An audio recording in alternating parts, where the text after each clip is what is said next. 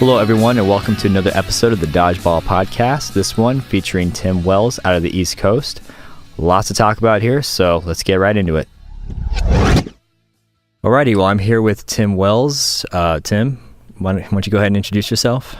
Hello. So, I am Tim Wells. I run the Elite Dodgeball East Coast region. So I run all three tournaments. I am occasionally shipped to various other regions for, other reasons. So I think I'm hosting one somewhere in Texas this year. So it's pretty exciting. So, I've been playing dodgeball since, I guess I started 2008 when I went to college. So I went to college, Rochester Institute of Technology. Started in 2008, took a couple years off. I was wrestling then, so at R.I.T. So I kind of did it as an intramural thing. And so, long story short, I had an injury and couldn't wrestle anymore, and still found dodgeball to be pretty fascinating. So we had like a pickup league every Friday night. And so I took a couple years off of school, came back, remembered how much fun it was, went back to play. And I got invited to a tournament. I think it was like a Chicago Elite tournament. I'm going to say July or June of 2013. And so we literally got in our car, drove 10 hours from Rochester to Chicago. Got like no sleep because we got in at like 2 a.m. Tournament started at like 8, 9, whatever. Played all day, played open and then pinch. I'd never even held an 8.5 ball before, and like was just shell shocked the whole day because I had like Mark Trippiati like pinching at me. So and then after that we drove 10 hours back. So that was my intro to Elite Dodgeball. I mean, that's pretty much the entire podcast. So I mean, there you have it. That might be the fastest podcast we have. Kind of covered a lot of points already. That's funny. Usually I'm the one with like the long-winded intro, so I'm trying to cut that off. But no, I'm so sorry. No, you're good. I wanted to get like a nice segue into it, and so of course you sent me a bunch of the questions, and I knew that was one of them. That's where I messed up. I shouldn't have done that because you had time to prepare. No, it's all good. It's all good. I wanted to make sure it wasn't like, what do you think is going to happen on the East this year? Because like, there's like a lot of, to me, it seems pretty tumultuous. So I was trying to like really think into that. So gotcha. I don't know if you want to like edit or anything, but yeah. I mean, we'll just see how this goes. But cool. So you play for not the Rhode Island Tigers, like I thought. Yeah, it was Rochester Institute of Technology. Yes. So I started the team, like we had a Friday night league since like before I started at R.I.T. in 2008. And we hadn't really traveled anywhere. We'd done like 1 or 2 NCDA things, but it was very impromptu and not very well organized. And so anyways, that tournament that I was telling you about, July 2013, was my first travel tournament. And so that was the first Elite one? Yeah, and so that was before the season started. And so that was in Chicago. We had gotten wind of them hosting, them being Mark and Glenn, hosting a tournament in Maryland that following September of 2013. So I've got a group of guys. We drove down. I think we rented a van or something. Nice. We played all day. It was not as hard as the North. But so a friend of mine I was talking to on the way out, and I was like, hey man, like wouldn't it be cool to like host something like this at R.I.T.? And he was like, well, why don't you go and ask them? So I went up to Mark and Glenn at the end and was like, hey, I kind of really like this format. Why don't we host something at R.I.T.? Like I can get the venue for free. It's kind of in the middle of nowhere, but at least we're not traveling, right? And so that kind of set the seed for what would eventually become the 2014 Throwdown. Throwdown, okay. I made that mistake too, calling it Showdown. I know. Well, it's confusing because a lot of times I'll mention Throwdown and then no one will know what it is. So, like, a lot of times I'll segue being like, well, like the first technical national tournament that Elite held. And so that was really like the model of, if we did a national tournament, would it work? And so that was kind of the test run of it.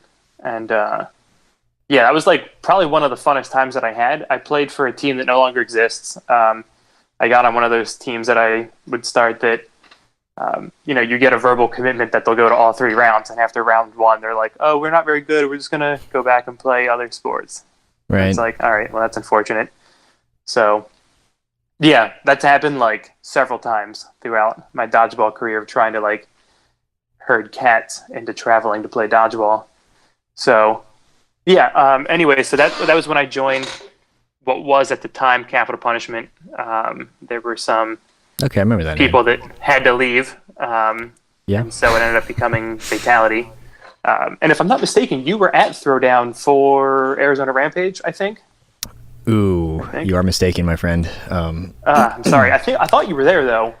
No, so Throwdown was it 2014 or 2015? I can It tell you was exactly where February I was. of 2014. February 2014, I was in month 2 of basic training for the Army.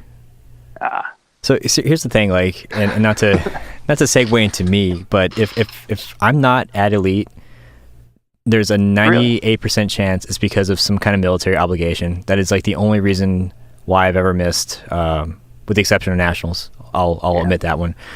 But yeah, it's we kind of talking about earlier in terms of commitment. When the Elite dates are announced, it's like playing bingo, except I lose. So I can find out what dates I'm going to make and which ones I'm not. And so for this one, I'm wide open. I should be at everything.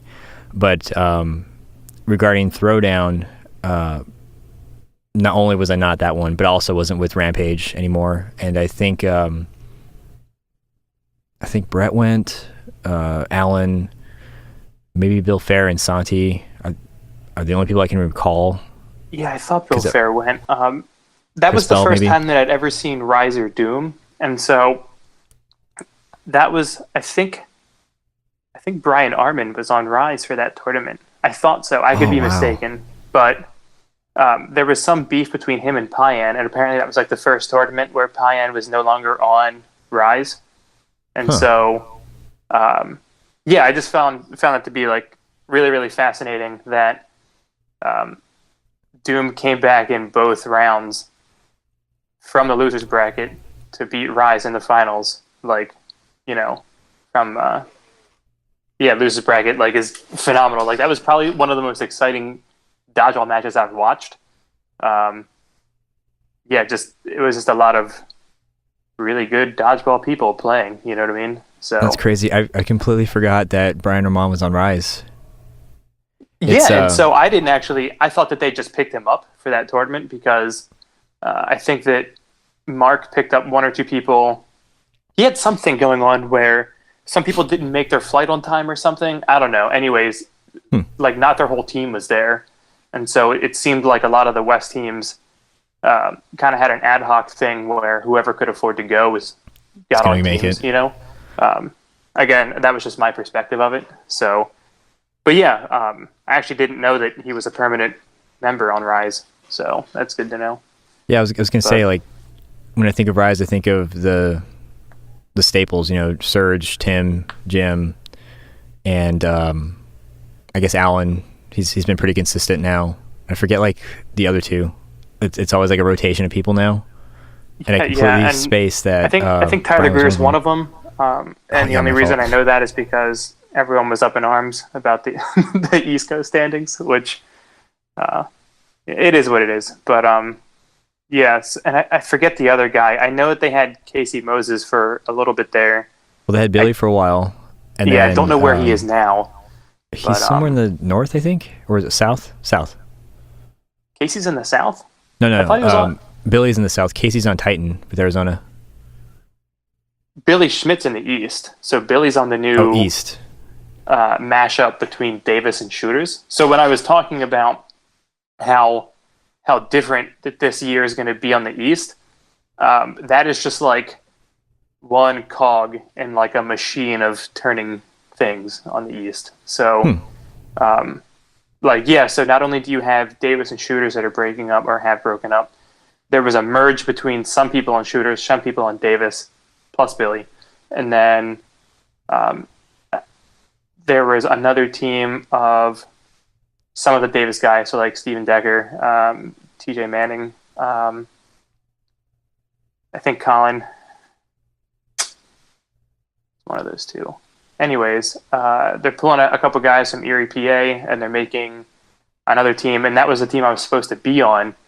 And then, like, a couple days ago, R.I.T, or the Rochester Tigers, came to me and was like, hey, you know, what are you doing for Elite? I know that you were thinking about playing with like, the new team, but, like, they were thinking about not even having a team because they couldn't get enough people. And so, since I used to be the captain, I had a conflict. So, as of this season, I'm now back on the Rochester Tigers. So, yeah. You always get pulled back in, don't you?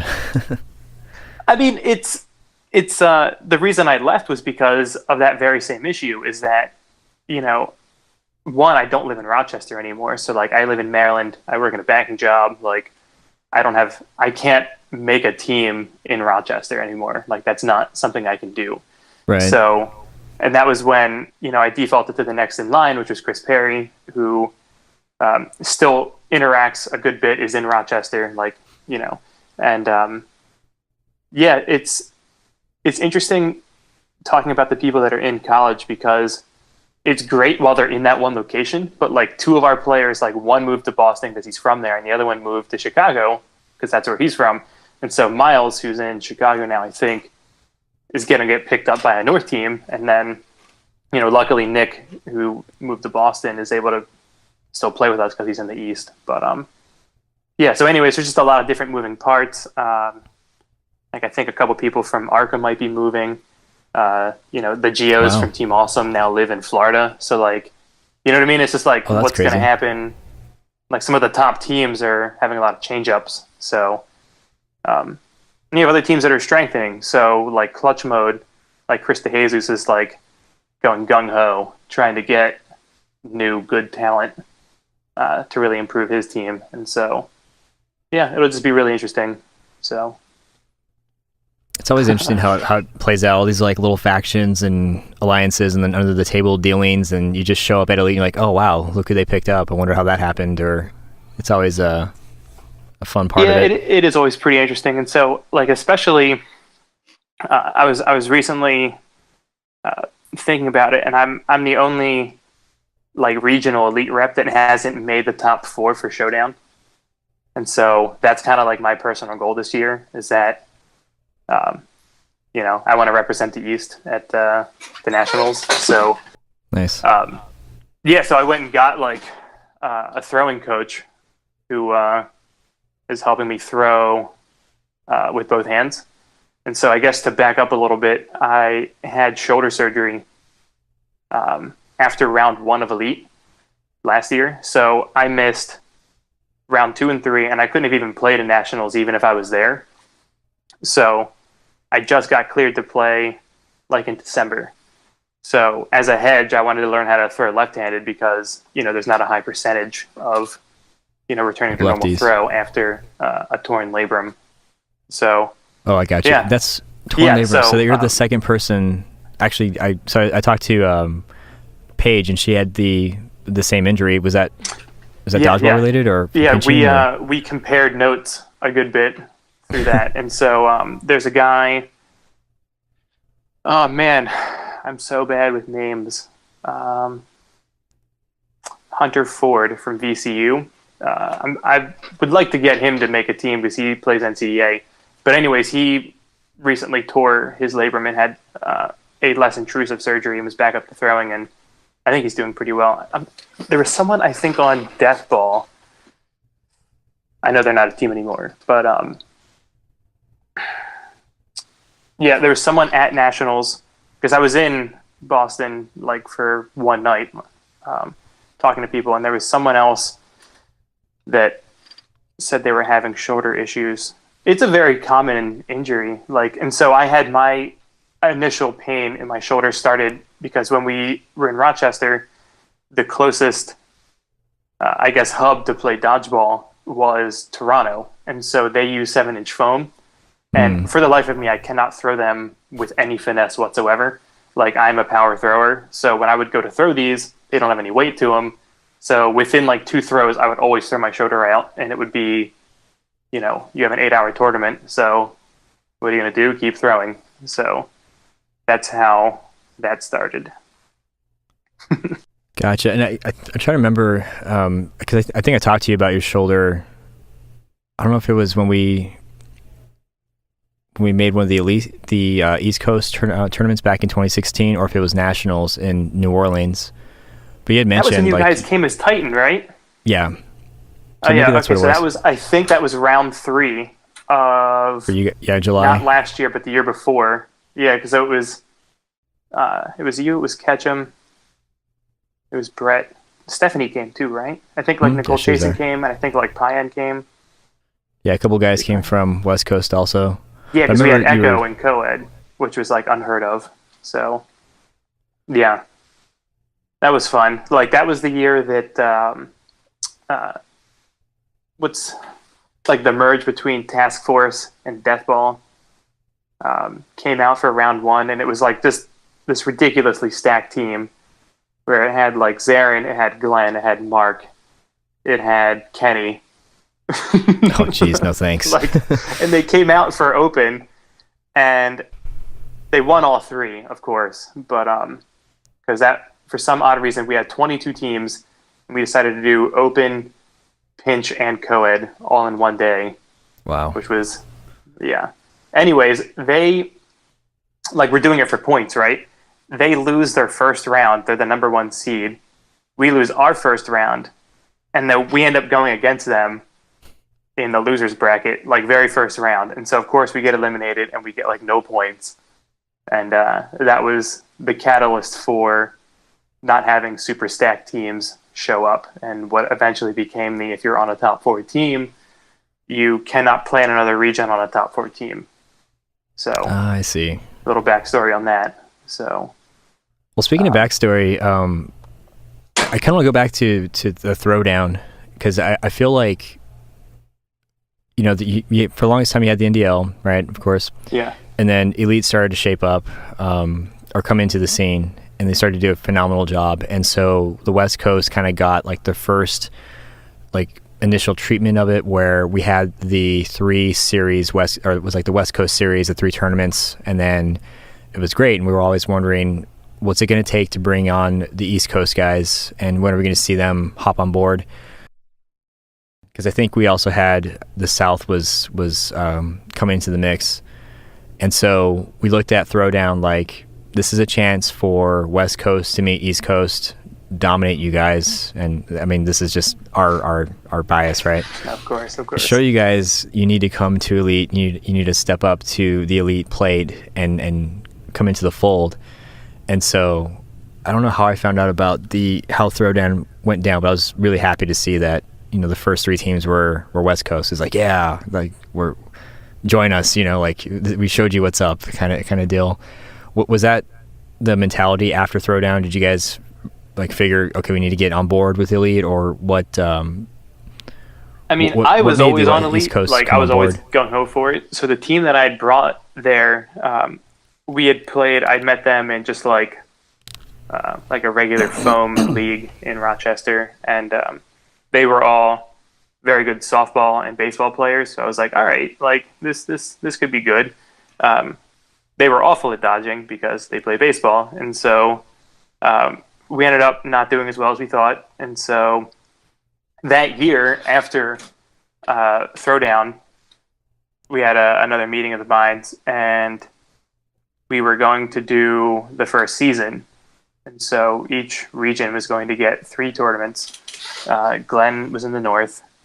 For, I think it was a good part of that year, it was Lisa that was running the East, and I was just kind of picking up the slack. And then I think it alternated Mark and Glenn for the South, and then Mark and Vince in the West, sorry. And so, yeah, that was the first year the season went.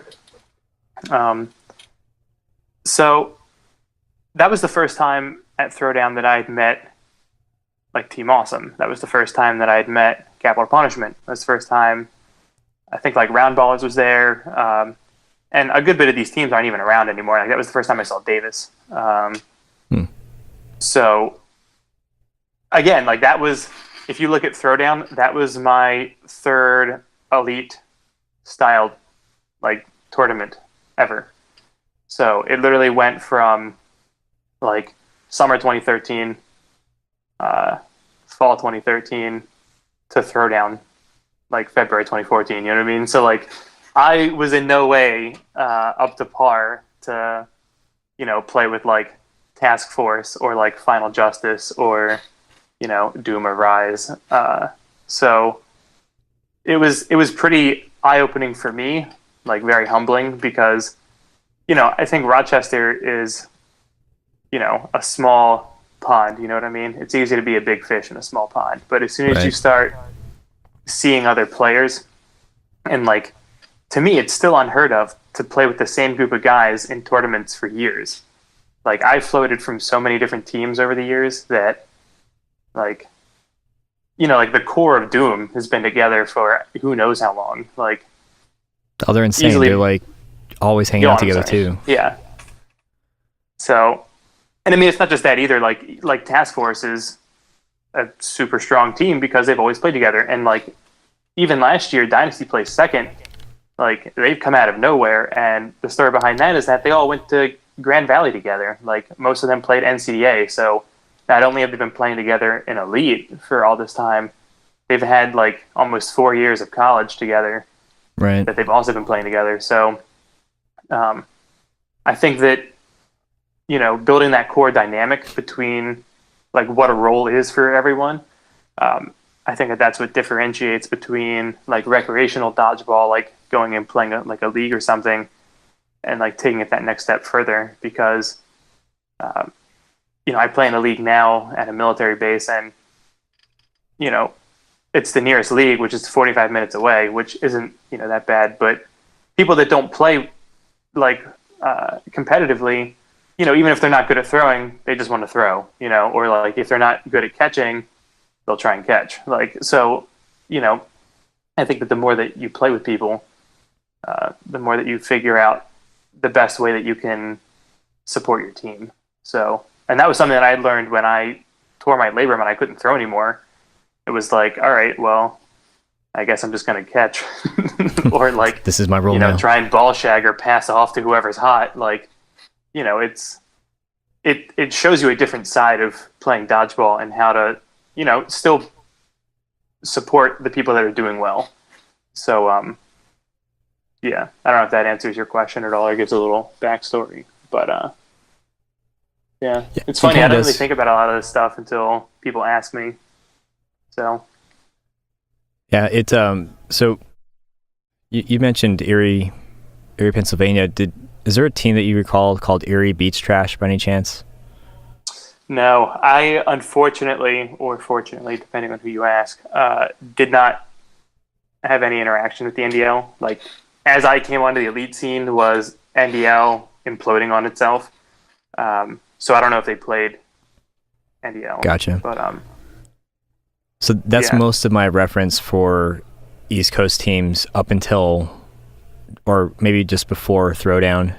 And it was, you know, you had Erie Beach Trash, you had Dance Party Vietnam, and like only a few people are actually going to recognize those names. But it's like, for the longest time, it just seemed West Coast was where it was at. And then you had the North because of NCDA, and then you had something going on with the East. And so it was really cool seeing the progression of what came after Throwdown. And I'm not sure if that's fair to say it was Throwdown that made that happen, if it was maybe already on its way. There was already going to be a series of East Coast teams and tournaments coming into the fray, so to speak. But it's so exciting to see like new regions joining, because now it's starting to feel like a true national organization. And whether or not that was the intent behind Elite to begin with, when it started with just 8 teams, or if that's just the way it went because of the demand was there, it's still awesome. And so I think when I look at like the timeline of dodgeball events, like the significant events, Throwdown's definitely going to be one of them, I feel.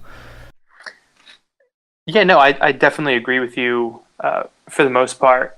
I think that a lot of the teams, there was already a lot of interest on the East, and the case in point being that I think that we have like the most teams that come to around now than any other region. And so I'm trying to think. I ran, oh man, round 3, I ran 8 courts, which is like absurd. So, like I told Mark like a couple of days ago, I'm like, I need a microphone for this season because like my voice does not last anymore. So, like we have anywhere from like 16 to maybe 24 teams that come out for either open or co-ed.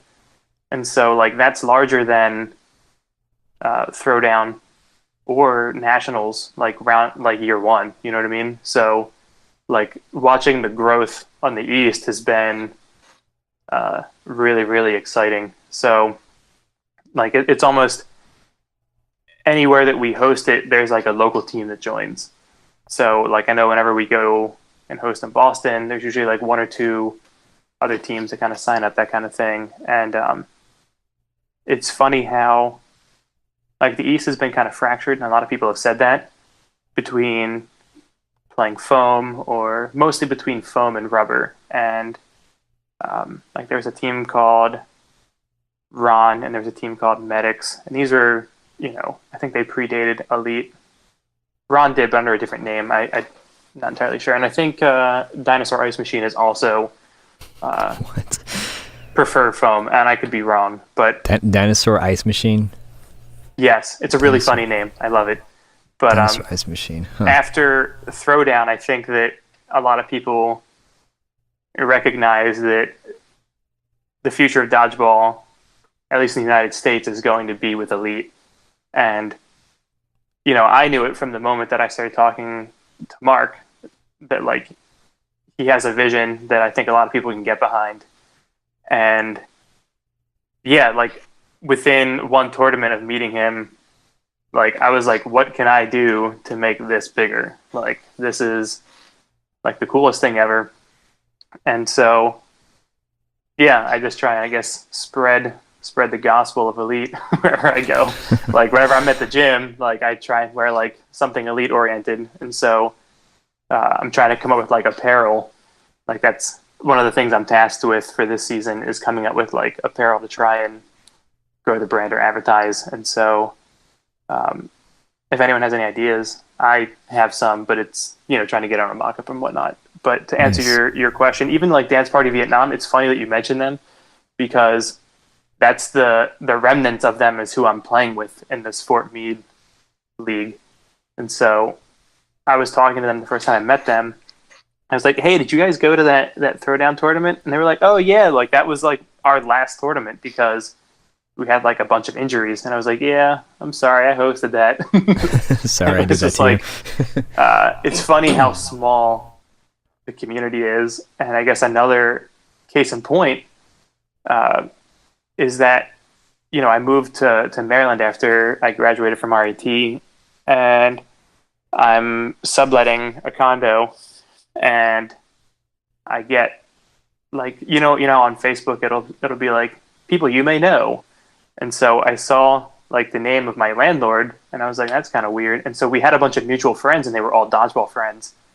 And so we ended up figuring out that he was in a couple of leagues that I'd played in before, and like we just never talked to each other. But it's like it's kind of interesting how small the world is.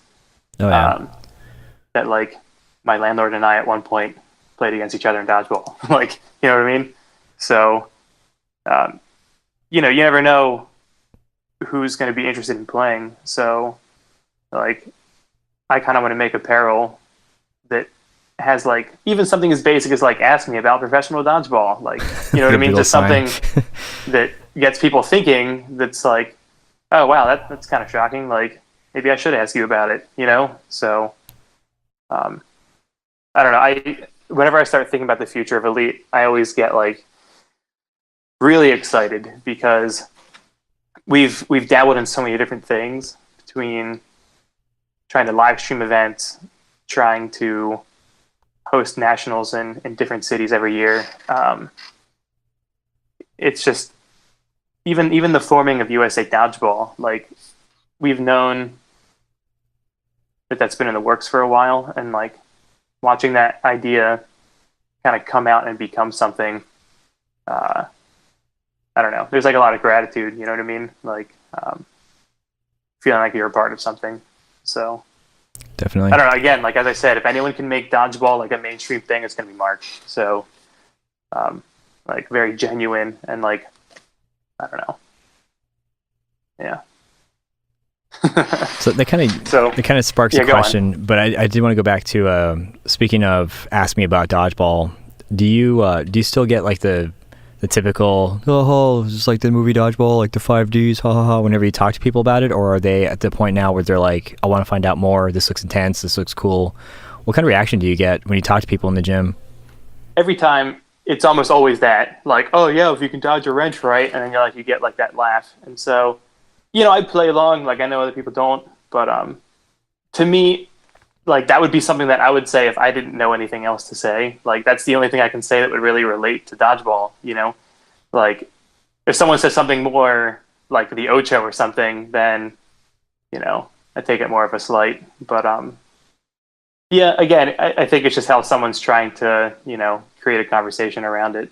So so you don't necessarily of course like it always segues into like, yeah, man, like I travel all over the country. Like I play a lot of dodgeball. Like, you know, it's actually a thing. Like if you go to Sky Zone, you can win 20 grand at UDC. Like that's usually one of the first things I say, more of just like shock value, you know? Right. Like not only is it a big thing, but like this one tournament has a lot of money on the line. Like, so that's usually what I would say as a segue to try and like show the legitimacy of dodgeball. So yeah, I think if you dangle a $20,000 cash purse for dodgeball, that's some instant legitimacy right there. Exactly, right? So not only like can you be like, oh yeah, like it was on ESPN last, you know, whenever it was. I think it's usually like November or something. But yeah, so then like you mentioned cash prize and on TV, and like people's ears perk up like all over the place. So it's like, wait a minute, this is real, right? And so I have a lot of people that ask me about it. Like at the gym because like I'll just go into like a fitness room and just start throwing a dodgeball around. And so a lot of times people get really annoyed because it like creates a lot of reverberation and like sound. Right. But like a lot of times people are like, hey, what are you doing? And it's like, oh yeah, like I'm trying to learn how to play dodgeball again. Like I had a shoulder injury. And so it's just a good way to, you know, spread the word, I guess. Because that's the thing is like we didn't even do any advertising. So, like I always wondered what would happen if like we took out an ad somewhere and was like, "Hey, there's like a big tournament coming out. Like, do you think you can play professional? Like something kind of, you know." Do you think you have what it takes to hang kind of? Yeah, deal? exactly. Like something kind of challenging. Like if you think it's like not a real sport, like by all means, come try. You know. Right. And so, yeah. That's an interesting why I angle. think at some point it'd be great to do some advertising, but yeah. So we several things at once. Let me slow down. Getting ahead of myself. Sorry, I know I go on tangents, but no, it's I'm it's like good. super passionate about dodgeball. So well, yeah, no, I mean so am I. That's why I'm like I need to think of my thoughts before I just go crazy. The exhibition thing that's interesting because I remember in the Nationals last year, no 2016. So in Las Vegas or New Orleans, excuse me, we had there's a team straight from New Orleans who had like the news following them, and I remember just looking at them thinking they're going to get just completely wrecked. Like they are not set up for success at all. I don't know if anybody's talked to them, if they have any idea what they're in for, but like they think they're hometown local heroes, and I'm sure they're being painted a certain way, but they're going to get destroyed by anybody here, and that was the case. And like when we played against them, I mean, we took it easy, but it was just like, you know, how we want to take it easy on you, but we don't want to be disrespectful. But at the same time, this is also an elite tournament, so I hope you took some notes and figured out how real dodgeball is. And, you know, when I used to run leagues and tournaments, I'd always be afraid of teams like that because I want people to come back. I don't want them to get destroyed, and I don't want them to have a bad taste in their mouths.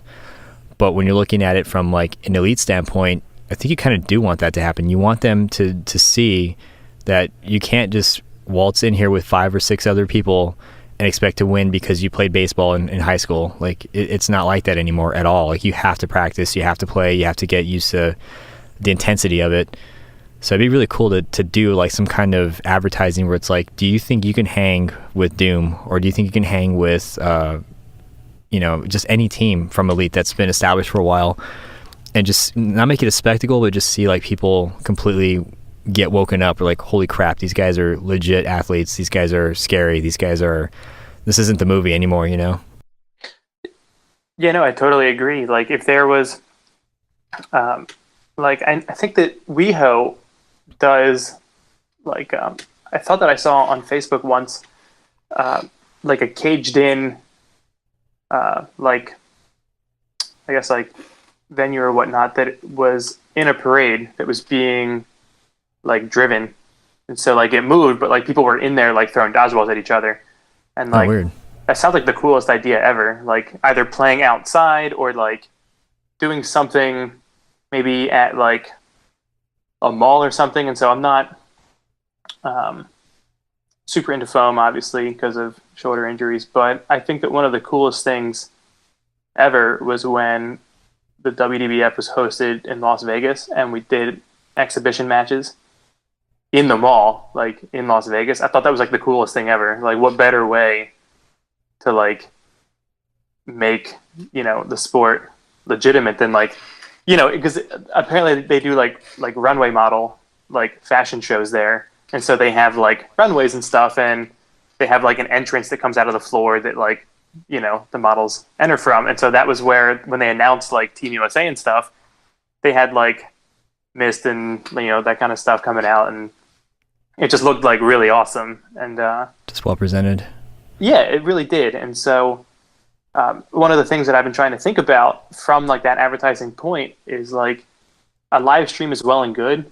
I love the concept of streaming, like getting like the video out there. But I think that it's starting to get to the point where like, if you want to watch like Team Awesome, right?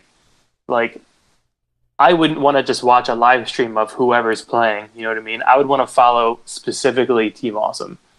And so I've been trying to like wrap my head around a way to like, from a cost point of view, like how would we do that? Like, would you get like a bunch of iPods or something with like a camera that's connected Wi-Fi or something, and then you just have like someone from each side like Facebook Live it or something? You know what I mean? Like some way that, right, you can follow a team throughout a tournament. Like not just like watching standings get updated, but like be like, oh, Team Awesome is now live against, I don't know, like shooters or something. And then you can go to like the shooters page and like watch them against, you know what I mean? So like you get like that rivalry kind of, I don't know. I think that that's something that's missing to really like grow the brand itself, and not just the brand of Elite, but like the teams themselves need to be promoted. I think that's a really good way to build like the sport as a whole, is to really like invest in the teams. So yeah, I was just going to use that word. Ideas, but like, yeah. Well, yeah, because if I'm watching the live stream, because I can't make an event or whatever, I know Pyan. I want to see how he's going to do. I want to see how Brett's going to play. I want to see if Catcham's going to light people up. But I know these people because I play with them, and it's just a very small connected world, right? Take anybody from the streets who knows nothing about dodgeball. They have no idea to watch Catcham. They have no idea to watch Pyan. They have no idea to know that Billy's a monster, right? They may catch on after a couple of throws, but the scenario has to be there for them to pick up on that. And so there needs to be a way for people who are on the outside to want to care about us, or want to care about a specific team. And so you can try like maybe Facebook Live, you can try interviews, you can try bios, but I think I kind of like what you were saying, where it might be like maybe a video blog or a vlog, where it's like, okay, this is the day one of the tournament, this is the team stretching, this is the team introductions, okay, now team's going into open round robin, and then you kind of just like follow the team throughout the day. And I don't know if this would fall in editing, but I think giving the audience a reason to give a crap, first of all, will go so much more beyond, oh wow, that guy throws really hard, or that guy jumps really high, cool. Yeah, because there's just already so much of that in dodgeball. You can pick any team, any highlight video out there, and you're going to see a lot of the same stuff, and it's cool to watch. But I don't care why the guy in black is doing that to the guy in red. There's no like stake in it for me. There's no no story to follow. The one of the other things I wanted to kind of segue into when it talks about exhibitions is back in the day, they not the NDL, but the National Dodgeball Association used to coordinate with the Arena Football League, and they would have a tournament before an arena football game in the parking lot somewhere, and the two teams that won would play the finals during halftime. And so it was a great opportunity for people to see in mass what a dodgeball game looked like, and that was kind of cool. It's kind of a cool concept to play in front of a stadium full of spectators that are oohing and eyeing at every little thing you're doing. And so that might be, not to get into a huge, not to get too deep into the rabbit hole here, but that might be a good way to look at how you can bring dodgeball in its competitive glory, what it is now, to the masses and have some kind of appeal. Yeah, no, that's definitely. Just my thoughts on and those. even as you were saying that, like my visualization of that was having some kind of mobile court that at a halftime or something, like on a basketball game or football or whatever, you're able to move this out, have it assembled real quick or whatever, maybe a couple snaps and both sides are together. You would announce something the Philadelphia Team Awesomes are coming out against the Boston Anarchy, and something where a lot of pride comes from where you live. So, and that was the big reason why when we had to move away from being the R.I.T. Tigers, I was a lot of people have a personal stake in where they're from. So Rochester Tigers would create that for me if I was from Rochester.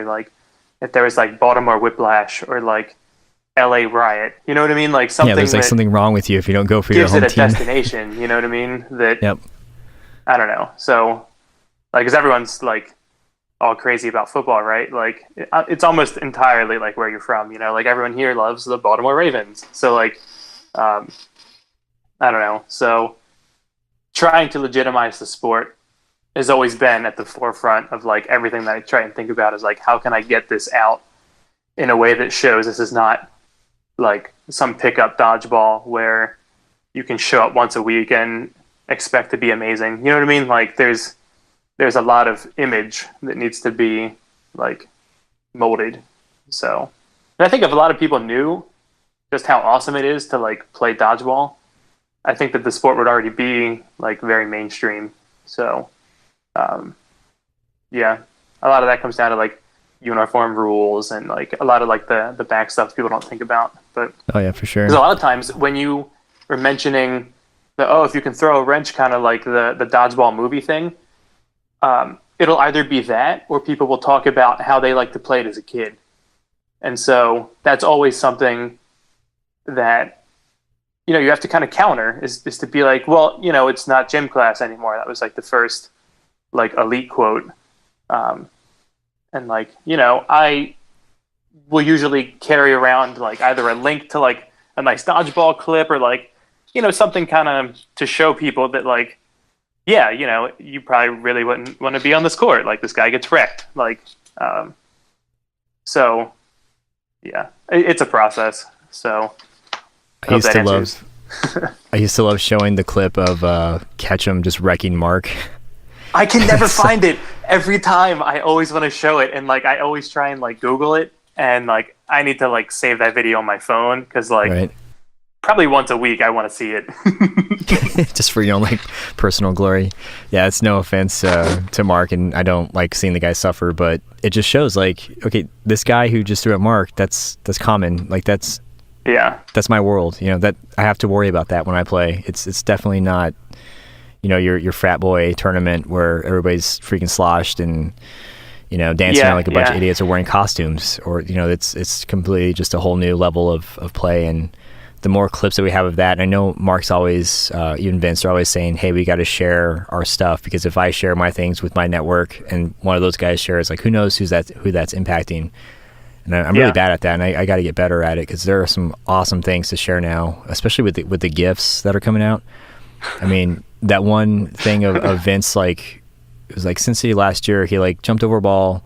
Yeah, did some weird, like, I know the one you're talking about. Yeah, it was weird, really like, Gumby funny thing. because I played on that team for co-ed, and so that was Vince playing with them for, I think it was 8.5. And so, like, I have pictures like that we took as a team, like, before, like, we went and played 8.5. And so not only was I like, oh yeah, like, that team's like based out of DC, like, I'm able to be like, oh yeah, and that's Vince throwing at Tanya, like, you know. So it's like a video like that, and being able to name the people in it, like it creates, it humanizes them, you know. Like, it's not just a clip anymore. It's like, oh, that guy knows those guys, you know. Right. So, well, I like how it kind of unhumanizes them. Oh, sorry. No, I was just gonna say, I like the reverse. I like the reverse, because I liked seeing, like, you go to like the main thread or the main comments, and you see like 1,000 likes or more, like tons of likes. That's great. Or so many shares, and you see comments from complete strangers that probably have never played dodgeball before, and they're like, holy crap, like, that looks intense, or holy crap, that looks really cool. Or they would tag their friends like, hey, we should play this, or, oh wow, that poor girl got, you know, rocked or whatever. Like, I like that, because we know Vince, we know Tanya, we know that was Sin City, and that was, you know, 6 p.m. on day 2 of, you know, like, we can dissect the crap out of that. But to see other people engage with that content, and you don't know any of these people, like, we'd like to see more of that. And so I think sharing clips and sharing GIFs would help towards that. And that was something that you reminded me to at least bring up, is that on the topic of sharing, when we did the live stream in the North, I think it was like round 2 of last year, I offered to come out and help run things, because not only was I not able to play because of a shoulder injury, I really wanted like Task Force to do really well, and they always do well with Glenn, you know what I mean? So I went out there, and right as the live stream started, Glenn stopped everything and was like, I want to watch every single one of you go onto your phone on Facebook and share this. And I think that was like the biggest reason why we had like an astronomical amount of views, you know what I mean? Because it's not nice. It's not like who I'm watching, or it's not like, you know, you in California. It's like Paige's family. It's like, you know what I mean? It's like, it's everyone on everyone's Facebook, because it, you know, it's connected in the sense that, you know, everyone in dodgeball knows everyone in dodgeball, but you never know who is on Facebook at that moment that watched that link go out, you know what I mean? So that's a lot of unique people that are watching it. And so another example of that is at Matt and Kayla's wedding, they wanted to do a 1v1. And so we couldn't use No Sting because they didn't want us breaking things or whatever. So anyways, I live streamed that, and so did Chris, and it ended up going on Imager as just like another GIF, right? And so people were messaging Matt trying to get the rights to that clip so that they could like put it all over the web. And so it's just another way of, you know, growing the brand in any way, like just getting dodgeball out there. And yeah, you never know who's watching or who's listening, or exactly. And something that I think is like something that I always try and hold to me is that, you know, I might be the only person that someone gets to talk to that knows anything about dodgeball, you know? So like, I might be like the one shot to show someone that this is a legitimate sport. And so whenever anyone asks me about anything, I never try and like, you know what I mean? You like show that it's a professional brand that's growing. And yeah, so, you know, even if it's just like a clip, like a wedding clip, you know, it's really cute, it's sweet, it's an interesting way to have a wedding, you know. But yeah, showing like a brutal clip or something is a good way to show the legitimacy. So yeah, it could go viral and could end up on Huffington Post before you know it, in front of thousands of people. Well, I think at the one with Vince in Sin City, I think that made it on TV somewhere. Top, like I thought that was on like one of those Sports Center, like yeah, it how was like they top have a bunch of 20 or talking top heads to do 10. those clips. Like I'm pretty sure it made it onto there. Like I could be mistaken, but Yeah, no, I think it was like a top play, or it was like top yeah, 20 yeah, something. exactly. And of course, all they talked about was like the Ocho and like dodging a wrench and stuff. But like, you know, I guess I that's mean, how they relate. So yeah, but if it's on mainstream TV, we got to take it.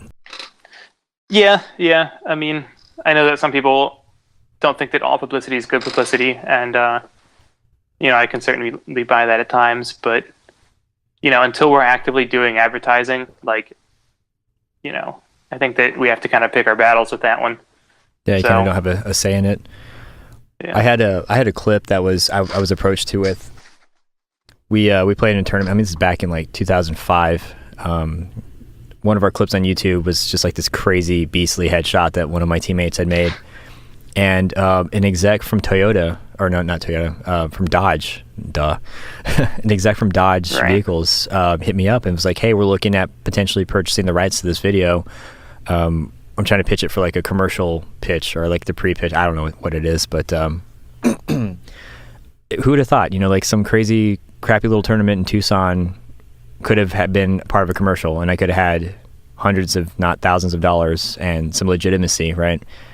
Yeah. So yeah, just to reemphasize, it really is important to share, and I need to get over myself and my network and just share as well. I mean, I'm one of those people that I don't want to be like a hypocrite because I sometimes don't share, but I need to. So No, you're preaching to the choir, man. Like if you go on my Facebook profile, like I don't even upload pictures of myself. Like the only pictures on my Facebook are pictures of me that someone else has uploaded.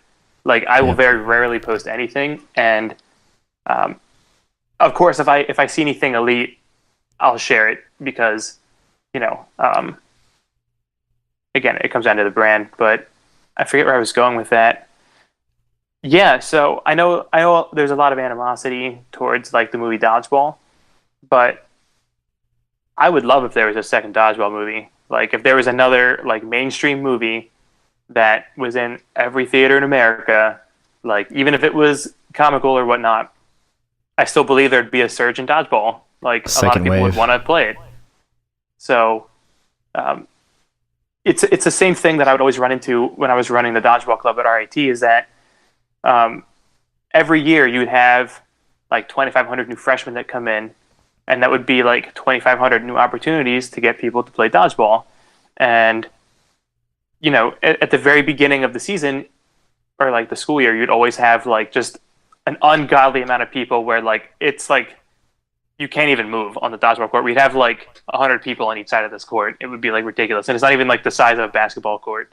And so as the year would progress, it would slowly dwindle. And so in events like that, you have to retain people in the best way you can, either by going out and meeting people, like giving them a reason to stay. And so that's why, at least from another dodgeball movie, I think that it would at least generate some short interest to get people in the door, and then it would be up to us to keep them, Right. So, yeah. I've heard, I keep hearing rumors of like a second movie. Well, yeah, and so what I was thinking was like that quote, or like, I think like Ben Stiller did something like a year ago where he was like decked out in his like dodgeball movie apparel, like he had like the shoulder pads and stuff, and something that wouldn't be practical at all to actually play dodgeball in. But yeah, I forget what it was about or what he was advertising, but it was a charity event. Okay, like a see, even that, like thing. Even just a charity tournament, like going out there, maybe putting in an elite team, or just some way to get in touch with people that can put on these bigger events. Like Elite is a nonprofit.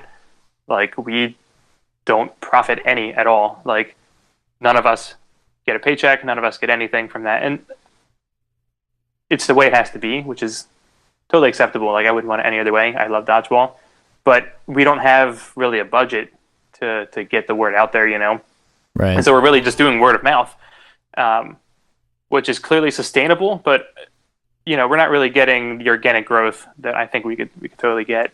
So, yeah. So again, I'm super excited for the Elite season. Like, I missed rounds 2, 3, and nationals last year. Like, I'm ready to like get back into a gung ho. I can't imagine how it is for you having to, dance around the National Guard. But I've been antsy since like September to play. So I feel like I'm out of it. I feel like you miss a couple elites or even a year, and you just like new faces, new teams, new regions, everything. So it'll be interesting getting back into it. I played in the LA Classic a couple weeks ago. How was that? That was a rude awakening for me. It was awesome. It was, I mean, 3 divisions. Why not? Foam, no sting, and then rubber. Bring it on was the wrong way for me to go. I needed to realize what I was getting myself into, and understand that there's some conditioning that needs to happen before I just jump in there. But for everybody else that knew what they were getting into, it was awesome. It was very well run, a lot of fun, very competitive, which I was not expecting at all. I thought it was like a just for funsies type deal. But that was great. Love to see more things like that, because you can do more than just the 3 in Elite. Then why not go for it? And so we have like the Tribune coming out with the tournament in February. We've got Sin City this weekend, and then boom, Elite time. But it's always that like, dang, Elite was so much fun. I can't wait for the next thing 3 months from now. What am I going to do until then?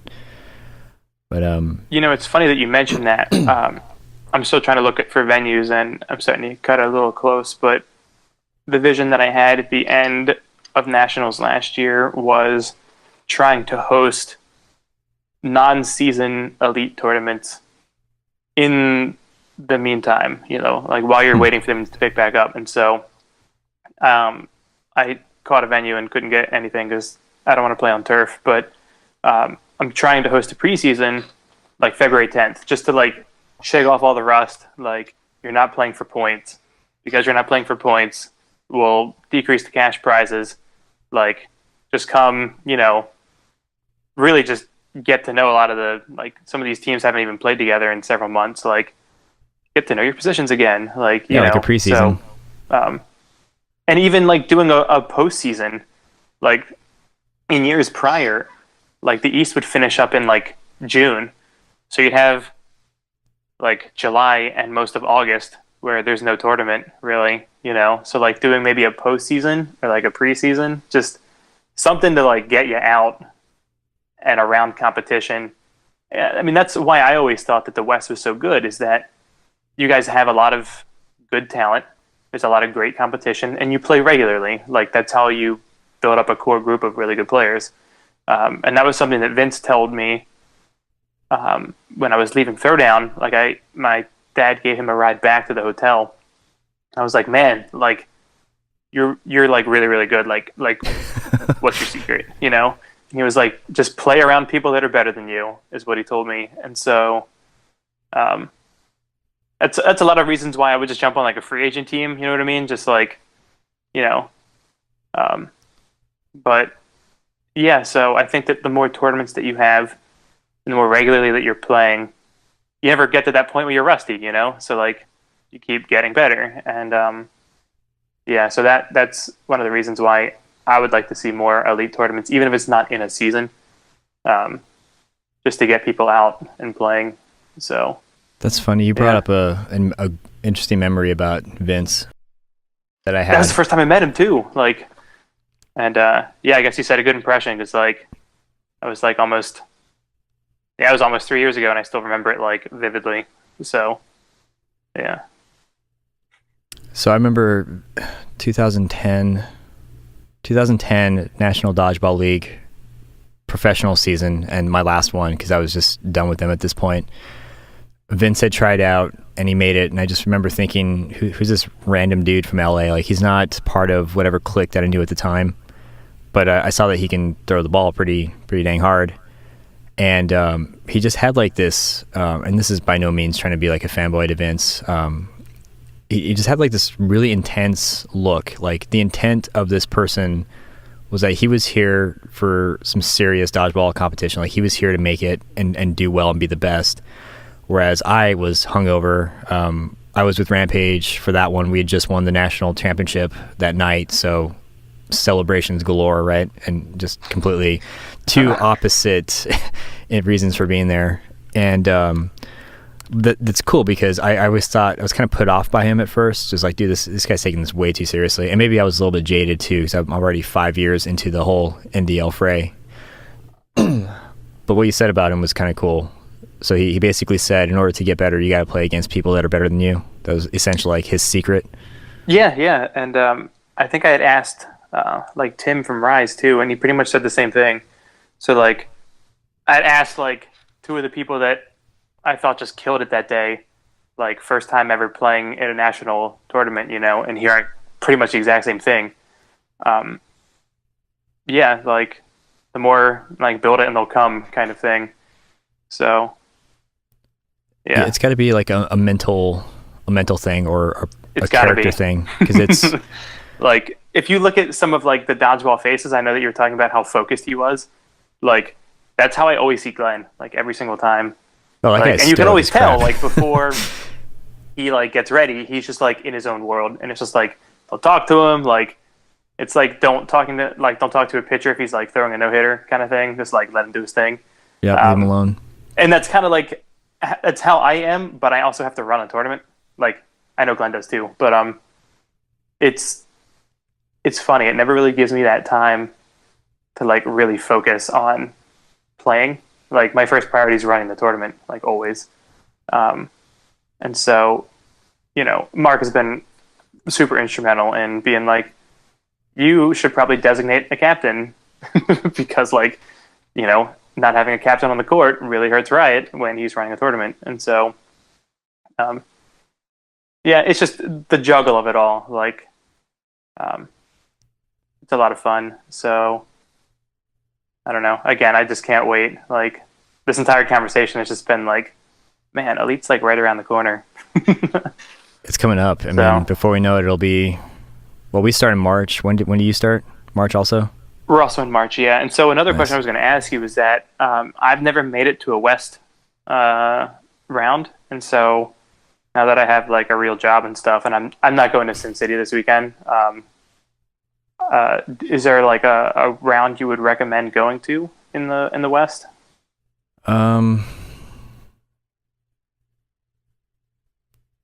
I mean, since I'm the expert in West Coast lately, I mean, I've asked a bunch of people. Like, what's your favorite place to play dodgeball in the West? San Diego, for some reason. That's always just because I love San Diego. Interesting. Because again, I've never even been to California. I've never been to Arizona. Oh, like the furthest I've been is Vegas for dodgeball. So, yeah, like if I'm going to be flying all the way up to California, you know what I mean? Like, I'm just wondering who everyone's favorite place is. So, yeah. See, my vote would be March because it's going to be the first one. So everybody's coming out of post elite season like super aggressive and hungry and excited, and then don't know how the second one's going to play out because it's in Portland. So that might impact who actually shows up. Whereas if you're in LA or San Diego, everyone in the West Coast is going to be there unless they have, some kind of previous engagement or conflict. But between LA and San Diego, like San Diego's like paradise for me. I love going there, and just to throw in dodgeball, why not? Like it's just that much better. But that's that would be my recommendation is San Diego, but with March being almost like the same recommendation level. Yeah, I get that. Well, cool. Well, before we sign off, I will ask this other question, and that is, what is your favorite dodgeball memory to date? Like your favorite tournament, your favorite experience? There's no right or wrong answer. Can always change it next time I ask. I like to get an idea of people's personal, like, this was my favorite time. Yeah, I mean, it's funny because when you sent that to me earlier, I was like, oh man, like there's so many to choose from. I would say when we went to Vegas, the Tigers went to Vegas for UDC. That was my only time that I've ever been to UDC, and our pool was like pretty much Titan or German meat and Dynasty in our pool of like 12, and so we swept German meat, and then no, we didn't sweep them. It was 2-1, and we swept Dynasty. And those two moments were probably like the coolest for me, just being that we're a East team that doesn't really play a whole lot of trampoline like we have since then. But you know, beating German Meat and Dynasty being top two teams from the year prior that were on TV, you know what I mean? We ended up going like 10-2 or something at round robin, which was pretty awesome. But yeah, like that was probably the time where I really felt like we were onto something. Like I could say that there was another time that we placed third in No Sting at New York City like 2 years ago. Like there's always a couple of them, but like UDC really stands out for me, and I'm curious how UDC is going to work this year because that was the old trampoline style, and so I've never even played on like the new style. So yeah. How about you? Do you have a favorite dodgeball memory? Crap. Yep, throwing it right back at you. Shoot, man. I went 3 for 4. Almost got away with it. All right. Well, first off, I'll go ahead and comment on yours, and I'm not trying to deflect, but that's pretty cool. So basically, one of the reasons why it stands out is because you were able to hang in a completely different environment with a team that felt cohesive and solid. Yeah, so man. that kind of gave you like German Meat nudge. Is a phenomenal team, and so is Dynasty. And so it was just a really hot day for us, and yeah, it'll pretty much always stand out as like one of those like defining moments of like you know, coming to in the world of dodgeball, like being able to unseat some really high teams. Yeah, so It's got to feel good. That's why I'll remember it. My favorite dodgeball memory, man. What about one from the top 5? That definitely helps narrow it down a lot. Right, right. Man,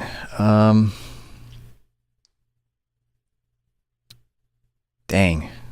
Well, when did you start playing dodgeball? I know you asked me that. And, this is why it's going to be so hard. 2004 is when I started consecutively.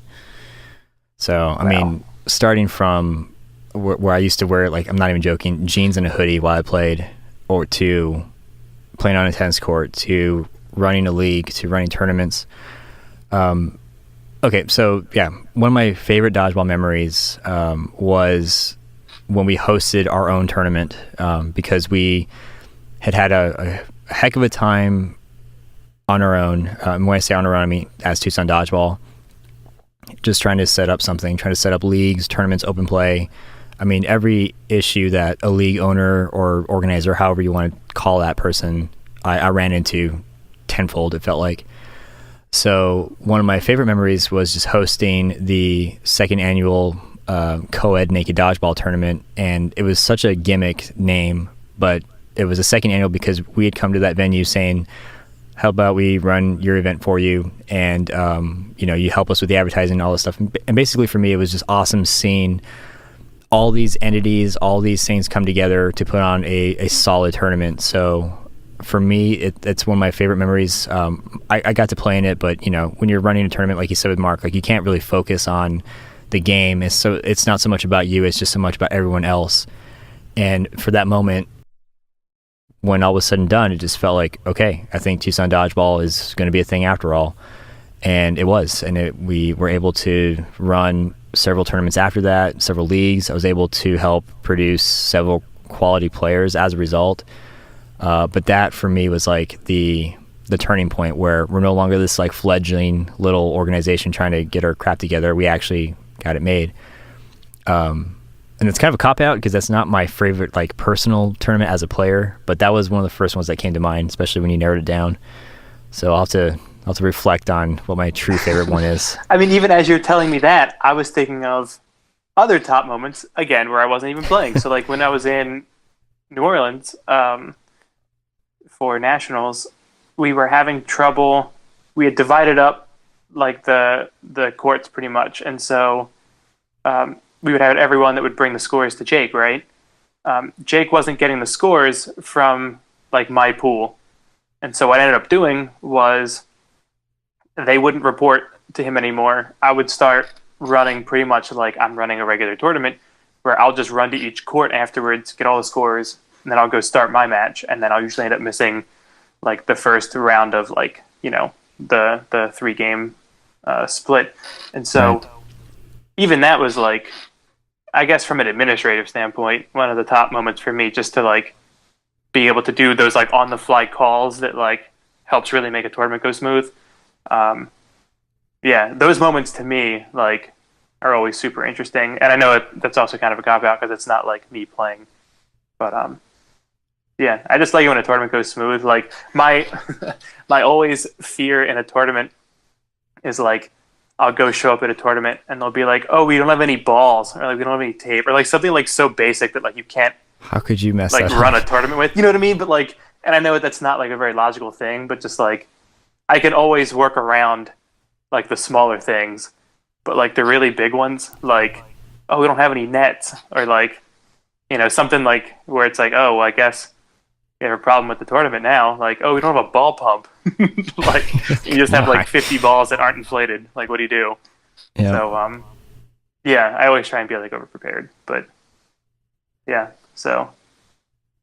That's kind of cool. I guess we kind of have a different way to look at it. Oh no, I was just saying we kind of experience dodgeball in different ways. Like, not saying that what I did with Tucson shapes or is close to running an entire region, but we can definitely appreciate some different aspects of dodgeball, like the behind the scenes stuff, because it does take a lot to just make one event go well, and let alone all the moving parts that are involved. And so being able to kind of take a moment, see it happen, watch other people having fun because of your actions, there's some kind of gratifying, you might have said that word earlier actually, some I was just thinking that moment the entire about time you were saying it. I was like, it's a lot of gratitude. Like it's not even about like getting thanked or anything. It's just like watching people have fun and watching like a sport grow like before your eyes is it's humbling to be a part of, you know. So yeah, whatever weird, I know you were touching on that. So whatever weird genetic makeup makes people like that, we need more of that,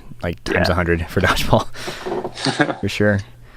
So any other questions that you have for me, or I mean, yeah, like I can talk dodgeball for hours on end, but I do want to keep this one somewhat under. I know I said earlier, I was always assuming you were just going to edit it and take the questions that you really wanted and cut out a lot of the fluff. Nah, which they're going to get everything. But yeah, so just to throw off one or two, my favorite ball style is pinch. I never get to play it, so it's now 8.5. Well, you know what we can do? Yeah. Let's just do like a rapid fire. Okay. So you started off really, really well. What is your favorite style of ball? I started playing with no sting, but it was pinch, so I'd always really liked that. But as soon as I realized that I can throw 8.5, it's 8.5. It's pretty amazing. Over pinch? Oh, yeah. Nice. There's just so much strategy to it. Like, it's great to cut loose and like get a couple of like real solid pinches off, but it's so few and far between. Like, I went and played in Towson. Like, I took a class at Towson just to play NCDA. Like, it was for my degree, so like it satisfied all the requirements. But like that was super fun. But you know, I don't think pinch is going to be the thing that grows the sport. So, sorry. Next question. Didn't mean to give you a long answer. I'm gonna have to buzz you after a while. Why the Tigers? So the Tigers started the Rochester Institute of Technology. The emblem is the Tigers, and so I thought that going R.I.T. Tigers was a great way to have us be able to travel and still, like, you know, have the home feel of where we started. Of course, R.I.T. was like only R.I.T. current students can wear that, so we couldn't sell jerseys, and if I graduated, I couldn't wear an R.I.T. shirt, which made no sense. Anyways, we became the Rochester Tigers. We kept the same font, the same everything, because it wasn't trademarked. Yeah, so that was how we got the Tigers. So cool. Are you an offensive player or defensive player? Whatever we're lacking. Like, nice. If we have enough throwers and we're not catching, I'll try and catch. If we don't have enough throwers, I'll throw. If you need me to hand off a ball because I'm not hot, I'll do that. If you need me to shag, I'll do that. Like, whatever the team is lacking, I try and fill. So good answer. Favorite dodgeball turf or court to play on? Not turf. Probably should have worded that differently. Basketball courts are great. I'm playing in this Fort Meade league where they haven't like waxed the floor in like a generation. So like the wax is coming up. So like when you go to like toss a ball to your teammate, like this white stuff comes off that literally looks like dandruff. But it's like the wax from the court. And so I love basketball courts, but I'd like it to be kind of clean. Fair enough. And then last question, favorite team to play against? We'd always have those rivalries. Dinosaur Ice Machine, I felt like we were always pretty neck and neck with. They were always really fun to play against. And something else that was always really funny is that the first couple years that I played Elite, we would always get wrecked by Davis like every year. And then like the first 2 nationals, we like upset them in like the 8.5 playoffs. And like from there forward, they were always fun to play. Like if I knew it was going to be a really close match. So there's so many different teams that like come and go. Like you might get a team one year and the same team the next year with entirely different players. That at least on the East, it's hard to have like a favorite team to play against. I like something that's really close. Like I don't like to just like steamroll a team. Yeah, it's never fun. Like I'd like some strategy involved. Like, oh, that guy, he always does like a tell, like where he'll try and counter you, but he's really not. So just don't mind him. You know what I mean? Like that mind game is always something that I always enjoy. So. Cool. Yeah. Cool, man. So, well, we'll go ahead and end it there. So there you have what I feel will be the first of many conversations with Tim Wells, both via podcast and definitely offline. If there's one thing I love almost as much as I love to play dodgeball, it is talking about dodgeball. So much, in fact, that I'm willing to podcast about it. Hope you enjoyed it. I know it was long. The conversations went all over the place, but that's generally what I want to have happen as we progress down the road. And as I mentioned to some people, I'm definitely trying to paint a timeline and tell a little bit of a story in terms of where people got their start, where some of these organizations that have stuck it through the years began. But at some point, it's just going to go back to straight up dodgeball talk. So hope you enjoyed. If not, well, let me know. If you did, great. We'll see you next time.